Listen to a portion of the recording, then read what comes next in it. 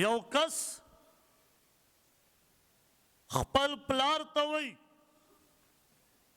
چې بابا جانا دا ګټه دا پیسې دا زما دي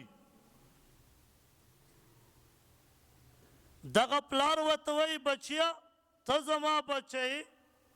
ته ما ته د خپل مال نه څه راکوه چې زه خورم پلار او زوی په کور کې جګړه ده زریع رحمه الله فرمایي پلار یې کور نه راووته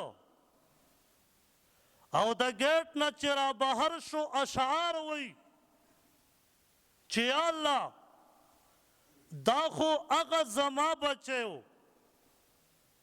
چې دا به کله بیمار شه د شپې به تکلیف دته و خو ماله به خوب نه راتله یا الله دا خو زما هغه بچی و یا الله چې د ده دپاره ما ټوله زندګي بوډۍ کړه ځواني مې لاړه خاورې شوه یا الله نن دا زما بچی ځوان شه او نن ما ته د خپل د جیب خرچې نه خرچه نه راکوي دغه شعار وایي او په لاره روان دی نبی علیه الصلاة والسلام باندې وحی راغله جبرائیل علیه السلام ورته فرمایي وی د الله پیغمبره یو کس را روان دی او د خپل بچی په باره کې شکایت کوي نبی علیہ الصلاة والسلام تشریف فرما دے مفہوم مبارک دا سے دے چې دا سړی کله را ورسید نبی علیہ السلام ته فرمای اے پلان کیا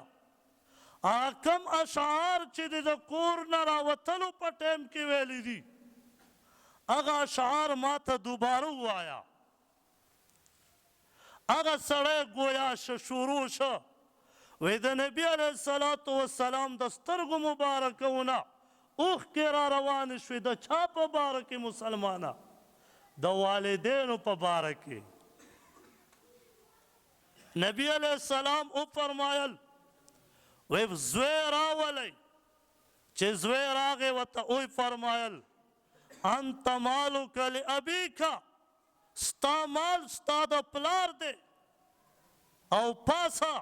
ستا ټول مال د ستا د پلار دی نو اے مسلمانه ستا شپږ فوټه وجود دی د ویښتونه والی تر د خپې نوکه پورې ستا ټول وجود د پلار دی